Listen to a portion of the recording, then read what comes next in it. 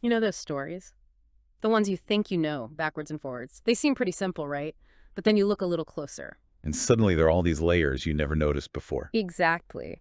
Well, we're about to peel back some layers on a real classic today. Welcome to the Uncanny Valley podcast. We take familiar source material and really dig in, looking for those surprising truths, those insights hiding just beneath the surface. Today, we're diving into excerpts from Tom Sawyer, a name that probably brings up images of, boys getting into trouble on summer days. Right, mischief and white picket fences. But there's so much more here than just a kid's story. It's a really fascinating look at human nature, isn't it? Definitely. And perception, how we see things, and that age-old tension between what society expects and, well, what you actually want. Individual freedom. Our goal here is to pull out those really potent moments, the bits make you go, aha, the nuances that show how complex this all is. It's not just nostalgia. We'll look at how simple actions can reveal some pretty deep truths. How what you see shapes your reality, and how, yeah, one boy's adventures kind of mirror universal stuff about growing up, what it means to be free or, even just happy. The art of childhood defiance, deception, and discovery. So let's jump right in at the beginning. Tom's, his early skill at manipulation, that opening scene with Aunt Polly, it's like a masterclass in psychological games between a kid and an adult. Oh, absolutely. She's calling him, he's hiding. She knows he's been swimming or something. She says it herself, right? Ain't he played me tricks enough like that for me to be looking out for him by this time? Yeah, she thinks she's got these clever ways to catch him, her transparent devices. But Tom just seems to slip away. What's so telling about that first encounter? Well, it's not just her trying to catch him, it's her inner thoughts that Twain shows us. She's checking his collar. Did she sew it with white thread this morning? Or was it black? She feels his shirt. Is it damp? And Tom has an answer for everything. Oh, I just pumped water on my head. Still damp, see? Exactly, quick thinking. But then Aunt Polly feels she's won. She checks the collar white thread, just like she sewed it, he's clean. Or so she thinks. Until Sid pipes up. Right. Sid, the model boy. He wasn't trying to be mean, maybe, just observe it. He says, oh, but you sewed it with white thread, Aunt Polly, and now it's black. Boom. Tom took it off, went swimming, sewed it back on himself. Sid totally blows his cover. And you see how Tom is just constantly watched, even by his own family? Yeah, that little detail, it sets up so much about Tom's world. And Tom's immediate reaction, pure fury at Sid. He's going to lick him later. You feel that anger just boiling up. Oh, yeah. But then, almost like flipping a switch, he's gone. Gone how? He gets fascinated by something new, a whistle. It's described as a peculiar bird-like turn, a sort of liquid warble. He learned it from a young black man in the story. And that just erases the anger? Completely. The text says it drove all his troubles out of his mind. He felt like an astronomer discovering a new planet. It's amazing how powerful a new interest can be for a kid. It really is. It makes you think about how kids cope, maybe how we cope or could cope. Find a new whistle, right? Exactly. That resilience, that ability to find joy in something simple, maybe we lose some of that as adults. It's a powerful shift in focus. Which brings us perfectly to maybe the most famous scene of all. The fence.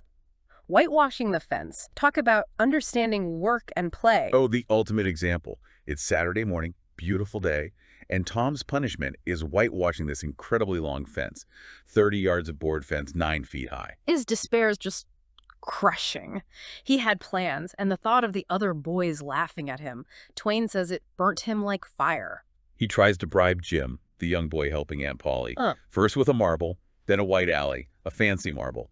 But Jim knows better. Aunt Polly's watching. Right, Jim runs off, Aunt Polly throws her slipper after him, and Tom's left alone.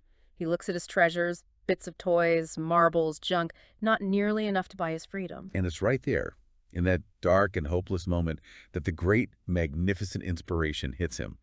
Genius arrives. Pure genius, because it's all about flipping the script, isn't it? Totally. He needs to make this chore seem desirable, exclusive even.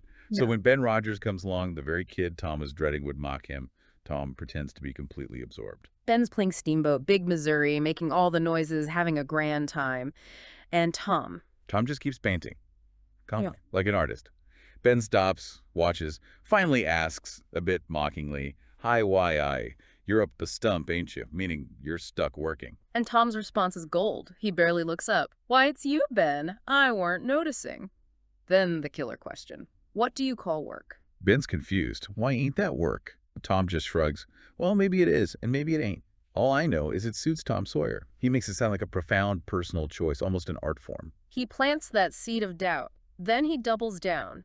Does a boy get a chance to whitewash a fence every day? Suddenly, it's not a chore, it's a rare opportunity. And he plays hard to get. He tells Ben how picky Aunt Polly is. There ain't one boy in 1,000, maybe 2,000, that can do it the way it's got to be done. He even says Jim and Sid wanted to, but Aunt Polly wouldn't trust them. It builds the mystique. Ben is hooked. He just has to try. He offers Tom the rest of his apple. Tom refuses, still pretending reluctance. Ben gets desperate. I'll give you all of it. And Tom finally, reluctantly, hands over the brush, takes the apple, and sits back to watch, a retired artist. And it works like a charm. Other boys come along. They see Ben working away, having apparently the time of his life. They start offering their treasures for return. It's unbelievable what he collects. What was it? A kite? A dead rat on a string? No, wait, that's later. It was a whole hoard. Let's see. A cannon, a key that didn't unlock anything, chalk, a glass bottle stopper, a tin soldier, tadpoles, firecrackers. A one-eyed kitten, a brass doorknob, a dog collar without a dog. The handle of a knife, orange peels, even an old window sash. You basically bankrupted the Village Boys. And the fence. Got 3 coats of whitewash, and Polly was amazed. And this is where Twain gives us that amazing insight, that great law of human action. Work is whatever you have to do, and play is whatever you don't have to do. He uses the example of rich English guys paying to drive stagecoaches for fun, but offer them wages for it. Suddenly it's work, and they quit. It's brilliant. It's not about the task itself, it's about the obligation or lack thereof. It's the psychology of choice. And you see that everywhere still. Hobbies that are hard work but feel like play because we choose them. Gamification in offices. Exactly. Making work feel like play. Or, conversely, how a job you loved can become a grind if it feels forced. Yeah. It's all about perception and autonomy. A really timeless piece of wisdom from a scene about whitewashing a fence. So true. Okay, so from chores and psychology to crushes, the fickleness of young love, Tom's basking in his whitewashing glory, feeling rich, and then he sees her. The new girl, Becky Thatcher, described as a lovely little blue-eyed creature with yellow hair plaited into 2 long tails, white summer frock, and embroidered panelettes. Instant obsession. And what about Amy Lawrence, the girl he supposedly loved to distraction just moments before? Poof. Gone. Forgotten. His great passion for Amy is revealed as just a poor little evanescent partiality. It shows how intense but also how fleeting those first childhood crushes can be. Driven by novelty, looks. It's very honest about that, isn't it? And the pansy incident, pure melodrama. Oh, yeah. She tosses him a pansy over the fence. He cherishes it. Then later, feeling slighted, he goes and lies under her window, clutching the flower, imagining his tragic death scene. Picturing her finding him there, out in the cold world, weeping over his dead body. Only to get a bucket of water dumped on him by a maidservant. A very abrupt return to reality. Classic. It captures that huge gap between a kid's dramatic inner world and, well, the often undignified reality. The intensity of the feeling is real, though, even if the cause seems small to us now. That self-pity, those grand emotions, they feel enormous at the time. Okay, shifting gears slightly. Let's talk about family dynamics again. Sid, the sugar bowl, and Aunt Polly's conscience. All right, this happens after supper. Tom's trying to sneak sugar, gets caught, complains that Sid never gets whacked for it. Then Aunt Polly leaves the room. And Sid, feeling happy in his immunity, reaches for the sugar bowl himself and promptly drops and breaks it. Tom is thrilled. He bites his tongue, just waiting for Sid, the perfect model boy, to finally get in trouble. Justice. But that's not what happens. Nope.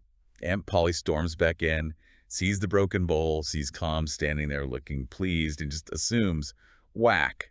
Tom goes sprawling. Just like that. No questions asked. She figures he must have done something else wrong earlier. But her regret is instant. Twain shows us her conscience nagging her. She knows she might have been wrong. She wants to say something kind, something loving. But she can't bring herself to do it. Why not? Because admitting she was wrong would undermine her authority, or that's what she believes. Saying sorry would be a confession. It's that conflict between her love for Tom and her rigid sense of discipline. And Tom sees it. He knows she feels guilty. Oh, he laps it up. He gets morosely gratified. He starts fantasizing again, dying, and Polly begging for forgiveness, and he'd turn his face to the wall and die without forgiving her. Wow. Dark. But so believable for a kid feeling wronged. That desire for emotional payback? It really is. And it makes you think, right, how often do we as adults maybe make snap judgments, hold on to being right even when our heart tells us maybe we weren't? That fear of admitting fault It's a very human thing. Aunt Polly's struggle, Tom's satisfaction in her guilt. It's complex family stuff, love and discipline all tangled up. The shadows deepen superstition, crime, and conscience. Okay, let's move into the world of Sunday school, which for Tom seems less about religion and more about commerce. Yeah, the ticket economy. Yeah. It's quite something. Memorize Bible verses, get tickets. Yellow for 2 verses, red for 10, blue for bigger chunks. 2,000 verses total get you a Bible, worth 40 cents. It sounds exhausting. Did anyone actually do it? Apparently. Mary, Tom's cousin, got a couple. And there was a German boy who recited 3,000 verses at once, but it supposedly fried his brain, left him a little better than an idiot. So, yeah, it was a serious grind. But not for Tom. He has a different strategy. Of course he does. He uses his loot from the whitewashing scam, the marbles, the junk, and trades for tickets. Buys them off the other kids. Enough yellows, reds, and blues to add up. So he games the system, shows up on examination day looking like a hero, ready to claim his prize Bible. The adults are impressed, the kids are awestruck. It's peak Tom Sawyer. He achieved the goal without doing the actual work, you know. But then comes the moment of truth. Or untruth. Judge Thatcher is there. Becky's father, a visiting dignitary. He and the superintendent, Mr. Walters, decide to showcase the star pupil. Ask him a simple question. Just name the first 2 disciples appointed, they ask him. Easy, right? For someone who supposedly memorized 2,000 verses. And Tom, beaming, full of confidence, declares, David and Goliath. "Oh dear, the silence must have been deafening." It's hilarious, but also kind of sad, isn't it? It perfectly shows the flaw in the system. He got the reward, the status, but missed the whole point. It was about collecting tickets, not about understanding anything. It feels like a critique of that kind of rote learning, doesn't it? Rewarding memorization over actual comprehension. You still see shades of that today, maybe. Focusing on grades or scores instead of real learning. Absolutely. It's a sharp little commentary baked into a funny scene. And church itself isn't exactly portrayed as riveting for Tom or maybe for anyone. No kidding. The description of the minister, Reverend Sprague, reading the hymns is priceless. That peculiar up and down delivery. "Shall I be carried to the skies on flowery beds of ease?" Followed by the prayer that seemed to go on forever, covering everything imaginable. Tom apparently kept a mental tally of the points, getting annoyed if anything new was added. And then the sermon. Fire and brimstone droning on. Tom's fidgeting is so relatable. He catches a fly. Yeah, Polly Mason let it go. But then, the main event. The pinch bug. Ah, yes, the pinch bug. He had it in a little box. It bites his finger, he flicks it away, and it lands in the aisle, on its back, legs waving helplessly. And suddenly, everyone who was bored stiff by the sermon has something interesting to watch. A silent, shared moment of distraction. Until the vagrant poodle dog wanders in, bored, looking for excitement. It spots the struggling beetle. Curiosity piqued. Sniffs it, paws at it a bit, gets bored again, sits down. Right on the pinch bug. Yelp. A wild yelp of agony. The dog tears down the aisle, howling, a woolly comet, until its owner grabs it and throws it out the window. And the whole church just loses it. Trying so hard not to laugh out loud, faces red, shoulders shaking. The sermon completely derailed. It's perfect slapstick, but it's also about that universal human need for diversion when faced with boredom or obligation. Even in the most solemn setting, we'll latch on to anything amusing. Yeah. How many dull meetings have been saved by a random interruption? Too many to count. Okay, from church giggles to something much darker. Childhood superstitions and where they lead. Tom tries to skip school the next morning. The classic "I'm sick" routine. He goes for the mortified toe first, groaning dramatically. Sid falls for it completely, runs to get Aunt Polly, thinking Tom's dying. But Tom decides the toe isn't convincing enough. He switches to his loose tooth. More groans. Aunt Polly arrives, sees through it immediately, but she plays along, almost. She gets her dental instruments. Guitar. A silk thread and a hot coal from the fire. Yikes. She ties one end of the thread to his tooth, the other to the bedpost. Then she shoves the burning coal towards his face. He jerks back. Pop. Tooth out. Gap in his upper row now, which he notes enables him to spit in a new and admirable way. Always looking for the upside. And what does he do with the tooth? Trades it to Huckleberry Finn. For a tick. A tooth for a tick. Seriously. Yep. Shows their completely different economy, right? A tooth is, well, a tooth, but a tick. That's interesting, maybe a bit forbidden. It represents Huck's world, the wilder side of things. And that leads them into talking about Warts. Exactly. How to cure warts. It's a deep dive into folk magic and superstition. They talk about spunk water, rainwater from a rotten stump. But there's a whole ritual, isn't there? You have to go alone at midnight, back up to the stump, dunk your hand in, say a chant. Barley corn, Injun meal shorts, spunk water, swallow these warts. Then, walk away 11 steps with your eyes shut, turn around 3 times, and go home without speaking to anyone. Or the charm's busted. Wow, complex stuff. Beans are another option, apparently. Yeah, split a bean, put blood from the wart on it, bury it at midnight. But the real powerful cure, according to Huck. Dead cats. Dead cats. Yeah. In a graveyard. At midnight.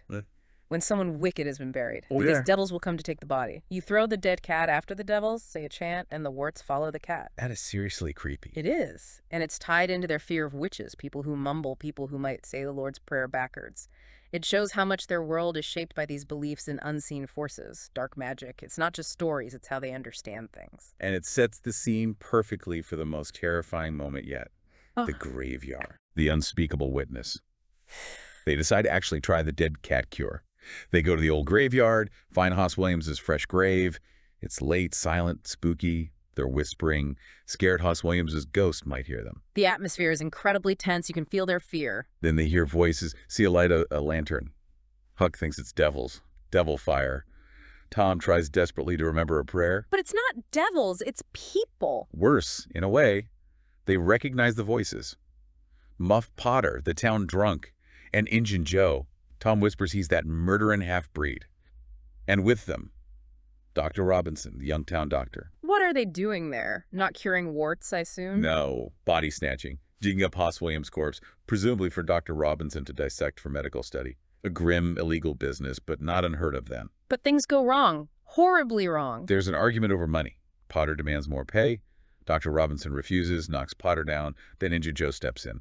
He has an old grudge against the doctor's father who had him jailed for vagrancy years ago. Revenge time. Joe says, 5 years ago, you drove me away from your father's kitchen one night, and you said I wasn't there for any good.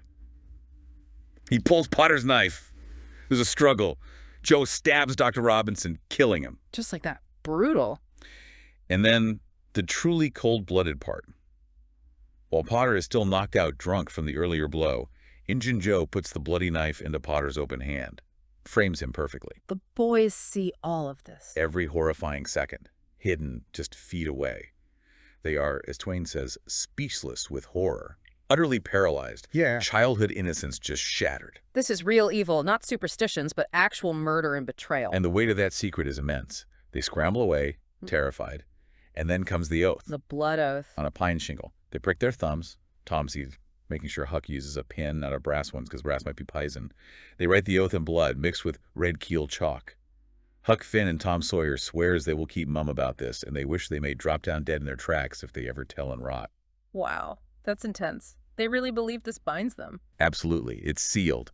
The fetters that bound their tongues were considered to be locked and the key thrown away.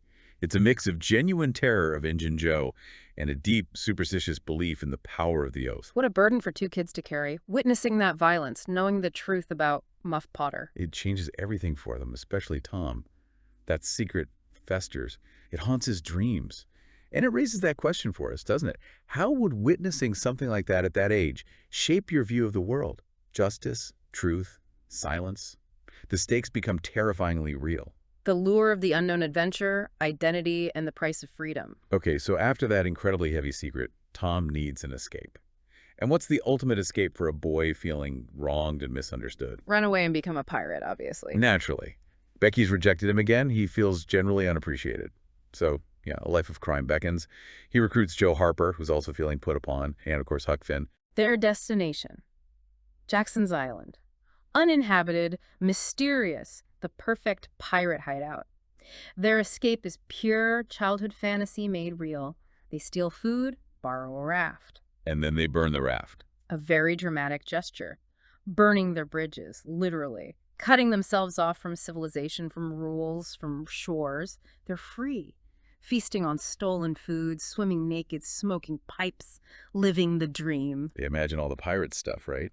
Taking ships, finding treasure. Making captives walk the plank. and carrying off beautiful women, though they decide pirates are too noble to actually kill the women. A very specific code of ethics they've got going. It's funny, even in their rebellion, they have these rules, Yeah. which leads to that moment of conscience. Yeah, the bacon incident. They realize they've run out of food. They consider raiding a nearby camp or farm for bacon and ham. But then they hesitate. Why? They're pirates now. Because taking sweet things like melons, that was just hooking. But taking bacon and ham, that felt like actual stealing. And as they remind themselves, there's a commandment against that in the Bible. Even pirates have standards. Apparently. So they resolve that their piracy should not again be sullied with the crime of stealing. It's hilarious, but it shows how deep those basic moral rules run, even when they're trying their best to be bad. They can't quite shake off everything they've learned. Their pirate idol doesn't last forever, though. Homesickness creeps in, especially after a big storm. But Tom... Tom has a plan. He always has a plan. He'd secretly snuck back home one night, hid under the bed, and overheard Aunt Polly and Mrs. Harper mourning them, planning their funeral. He knows they're believed to be dead. So instead of just going home, he orchestrates the ultimate prank. Attending their own funeral, they sneak back and hide in the church gallery during the service. They watch the whole town grieving. Aunt Polly, Mary, the Harpers, even Becky Thatcher all weeping. The minister gives this incredibly moving eulogy about the lost lads, praising their good qualities, making everyone feel guilty for ever being cross with them. It's a peak emotional moment. The congregation is sobbing, feeling terrible remorse. And that's when they make their entrance. Right down the main aisle, Tom in the lead, Joe behind him, and Huck, a ruin of drooping rags, bringing up the rear. The reaction must have been insane. Total chaos, shock, disbelief, then this explosion of joy. A storm of laughing and crying, Twain calls it. Hugs, kisses, hymns. Tom and Joe are heroes. Huck gets a bit neglected until Tom insists he deserves praise too. It's Tom's greatest theatrical triumph. But how does he explain, knowing all the details? What Aunt Polly said, what Mary prayed? Oh, with another stroke of genius. He claims he had a dream, a prophetic dream where he saw everything that happened back home while they were on the island. He recounts it all perfectly. And Aunt Polly buys it. Hook, line, and sinker. She's so overjoyed to have him back, she calls it a wonderful dream and forgives him everything. She even tells the Harpers all about it. But Sid's not convinced. Sid, the quiet observer, hears the story and thinks to himself, pretty thin, as long a dream as that without any mistakes in it. He sees through the performance even if no one else does. Always the skeptic. Always. Okay, back to school after their adventure. Tom's a hero now, but things with Becky are still complicated. Jealousy flares up again. Becky tries to make Tom jealous by flirting with Alfred Temple. And Alfred, wanting revenge on Tom for some earlier slight, secretly pours ink all over Tom's spelling book. Becky sees him do it. She does, and her first thought is, good, let Tom get whipped for it, I hate him. More melodrama. But then things take a turn. The schoolmaster, Mr. Dobbins, the one who secretly wants to be a doctor and reads anatomy books, finds the ink-stained book. And Mr. Dobbins is not happy. He starts grilling the students. He asks Becky if she knows who did it. She's terrified, not just about the ink, but because earlier she had accidentally torn a page in Mr. Dobbins' precious anatomy book while sneaking a look. She thinks she's about to be caught for that. She looks trapped, like a hunted and helpless rabbit, and Tom sees her face. And in that instant, all his anger, all their petty quarrels just disappear. He sees she's in real trouble, and he does something truly amazing. He takes the blame. Jumps up and declares, I did it, knowing full well what's coming. Which is a brutal whipping, the most merciless flaying that even Mr. Dobbins had ever administered. But Tom takes it without a sound. Why? For Becky. Entirely.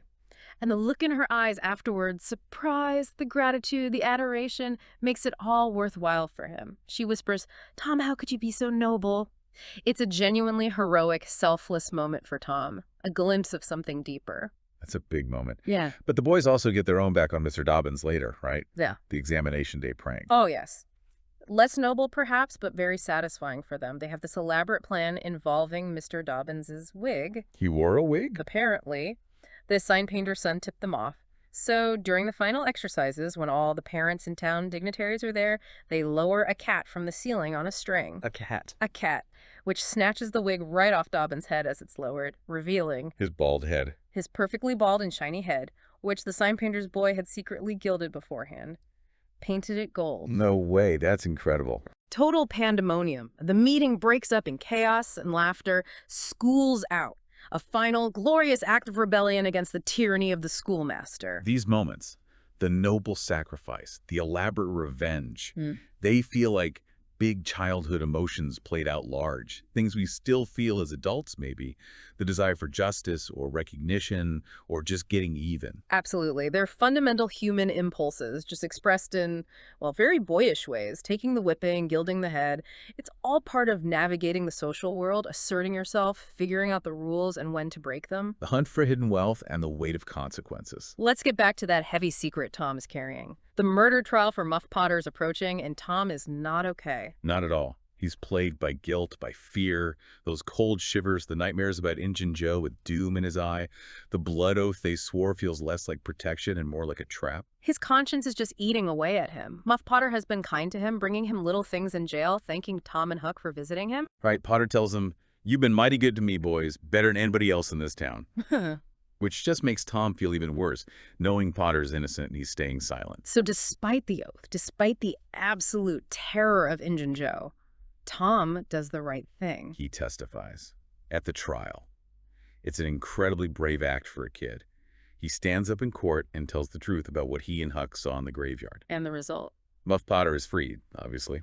But Injun Joe, he crashes through the courtroom window and escapes. So Tom's bravery makes him a hero to Muff Potter, but it also puts him in even greater danger. Exactly. Now, Injun Joe is a fugitive, and Tom knows Joe knows he was the witness. The fear becomes constant, real. Tom is afraid to go out after dark. Huck shares the terror. Their faith in oaths, maybe even in safety itself, is shattered. Imagine living with that kind of specific targeted fear, knowing a murderer is out there and he's after you. It's a heavy, heavy burden. And maybe as a way to cope, or just because they're boys, they pivot to a different kind of hunt, treasure hunting. Right, the legends of buried treasure, pirates' gold, maybe, hidden somewhere nearby. They get obsessed with it, talking about rusty coins found in haunted houses, mysterious maps with hieroglyphics. They know all the lore, the superstitions about where treasure is buried. Like under a haunted house or on an island. Or under a dead tree with one limb sticking out. They even try digging where the shadow of the limb falls at midnight. But they get spooked by sounds, worry about ghosts and witches. Their world is still full of that supernatural dread, even as they're dealing with real-life danger. It's a fascinating mix, and their search leads them back to danger. They decide to investigate the old, abandoned haunted house on Cardiff Hill. Bad idea. Turns out, yes, they sneak in, explore downstairs. Then they hear noises upstairs. Muffled voices, they hide. And they realize who it is. Injun Joe. Injun Joe, disguised as a deaf and dumb Spaniard they'd seen around town. And he's not deaf and dumb. He's talking to another rough-looking character. What are they talking about? A dangerous job they have planned. And their own treasure. They find a buried box right there in the haunted house hearth full of gold coins.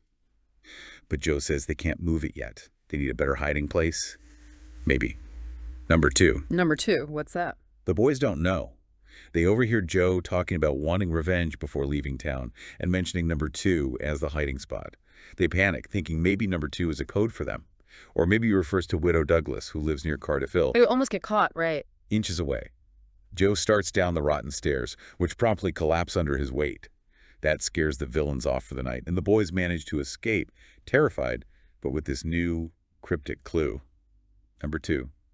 And the knowledge that Injun Joe has gold and plans for revenge. The stakes just keep getting higher, which leads us to the cave. McDougal's cave starts innocently enough. A picnic organized by Becky. Big event for the town's young people. Tom convinces Becky to detour with him on the way home, maybe stop at Widow Douglas's for ice cream. That delay proves fateful. They rejoin the others to explore the cave, a huge, popular network of tunnels and chambers. It's awe-inspiring at first. Miles of passages, stalactites, underground streams. Twain describes formations like a laced and ruffled Niagara in gleaming and imperishable stone. They wander deeper and deeper, marking their path with candle smoke initially. But then they get caught up exploring, follow some bats, and realize They're lost, utterly, terrifyingly lost in the vast, silent darkness. their candles start running out, their food is gone, except for a piece of wedding cake Becky saved from the picnic. A poignant detail, that cake. Symbolizing their dwindling hope, Becky breaks down, crying, despairing. Tom tries to stay strong for her, exploring side passages with a kite line, searching desperately for a way out. And during one of these desperate searches, he sees something. or someone. He sees a hand holding a candle appear around a corner. He shouts, hoping it's help. But then he sees the face, Injun Joe. No, in the cave with them. Deep in the cave, Tom is terrified, freezes, and Joe disappears back into the darkness without seeing him. Tom keeps this horrifying encounter a secret from Becky, not wanting to frighten her even more. That's incredible strength, really, protecting her even in his own terror. Meanwhile, the town is frantic, right? Absolutely frantic. Search parties are organized, combing the cave day and night, leaving twine markers. The whole community is consumed by the search for the lost children. And finally, rescue. After days underground, starving, exhausted, almost giving up hope, Tom, on one last desperate exploration, sees a speck of light. He finds a small opening, squeezes through, and sees the Mississippi River. They're saved. The whole town rejoices. But their ordeal leads to another discovery. Grim one. Judge Thatcher has the cave entrance sealed with a heavy locked door to prevent future tragedies. A week or so later, Tom hears about this and turns pale. Why? He realizes Injun Joe might still have been in the cave when it was sealed. Oh. They rush back, open the door, and find him, dead. Just inside the entrance, starved to death, his knife broken from trying to cut through the door. It's a gruesome end. His funeral becomes a local spectacle. People come from miles around to see the spot where he died. Morbid curiosity. But for Tom, Joe's death unlocks the final piece of the puzzle. Number 2. He remembers seeing Joe near a cross mark made with candle smoke on the cave wall. That must be it. Number 2 wasn't a person, it was a place. Under the cross. Exactly. He convinces Huck they have to go back into the cave using a secret entrance Tom found. They follow Tom's memory, find the cross, and start digging. And they find it. The treasure. The iron-bound box they saw in the haunted house, full of gold and silver coins. Thousands of dollars, as Tom says. Yeah. Later counted as over $12,000. A fortune back then. They're suddenly unbelievably rich. They lug the heavy box out, borrow a wagon, and make their dramatic entrance out of all places, a party at Widow Douglas's house. Filthy, triumphant, carrying their treasure. Huck tries to sneak away, feeling out of place in his rags.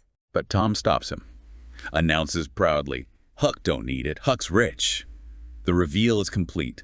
They went searching for adventure, faced terror and death, and came back wealthy heroes. It makes you think about what kind of treasure we all seek, doesn't it? Money, sure, but also freedom, safety, belonging.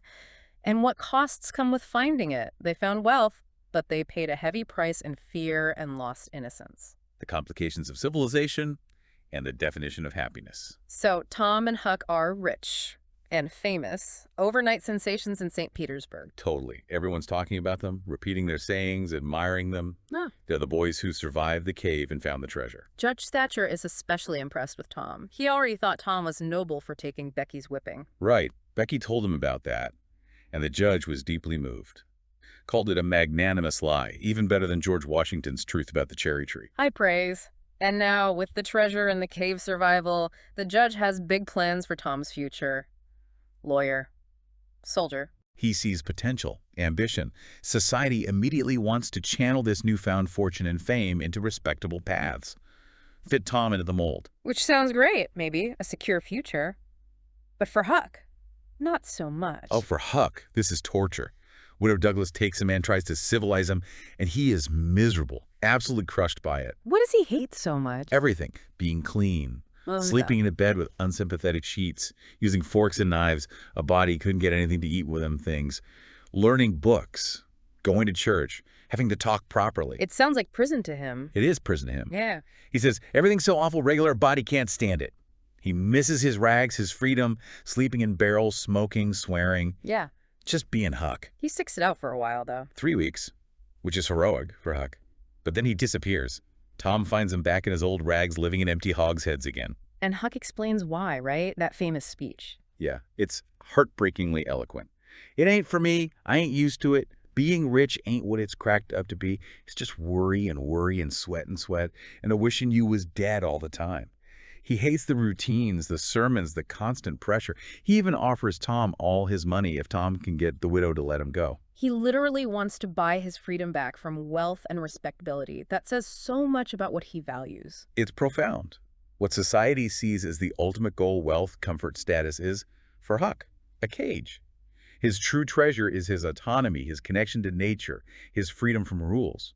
It really forces you, the listener, to question what happiness actually means. Is it conforming, or is it being authentic? A question we still grapple with, but Tom, being Tom, finds a way to bring Huck back into the fold. Sort of. He uses Huck's own love of adventure against him. Tom has decided they need to start a gang. Tom Sawyer's gang. Robbers and murderers. Seriously. Well, pretend robbers and murderers. They'll have secret oaths, a hideout in the cave. Yeah. It's basically turning being respectable into another game, another adventure. And Tom tells Huck he can't join the gang unless he goes back to the widow and stays respectable. Because robbers have to have status, apparently. That's brilliant. He frames being civilized as a prerequisite for being an outlaw. Exactly. It's the perfect lure for Huck. It gives him a reason to endure the clean sheets and table manners because it's part of the exciting robber gang play. It's a compromise that lets Huck keep a foot in both worlds. Kind of. So the story ends not with perfect conformity, but with this ongoing negotiation between freedom and society, adventure and responsibility. It leaves you thinking. Definitely. What does contentment really look like? Is it Huck's initial rejection of everything regular? Is it Tom's ability to turn obligation into play? How much of Huck's longing for simplicity resonates with us when life gets too complicated? How do we find that balance ourselves between fitting in and being true to our own, maybe wilder selves? Okay, so looking back at Tom Sawyer's world, it's more than just nostalgia, isn't it? It really digs into those lines we all navigate. Work versus play, right versus wrong, freedom versus society. Yeah, and it hammers home how much perception shapes our reality. What seems like a chore can become a privilege. What seems like a game can have deadly serious consequences, especially through the eyes of a kid figuring things out. And maybe the biggest adventures, the ones that promise the most, also carry the heaviest burdens, the hardest choices about who you want to be. So here's a thought to leave you with. As you go about your day, think about the uncanny valleys in your own life. Those things that seem simple on the surface. Your job, your relationships, maybe even your own memories. But if you look closer, what complex, maybe even unsettling truths might they reveal about human nature, about society, or about your own desires and compromises? Thank you for joining us for this exploration of Tom Sawyer's world. This has been the Uncanny Valley Podcast. We hope you'll join us next time as we venture into another Uncanny Valley, uncovering more surprising insights.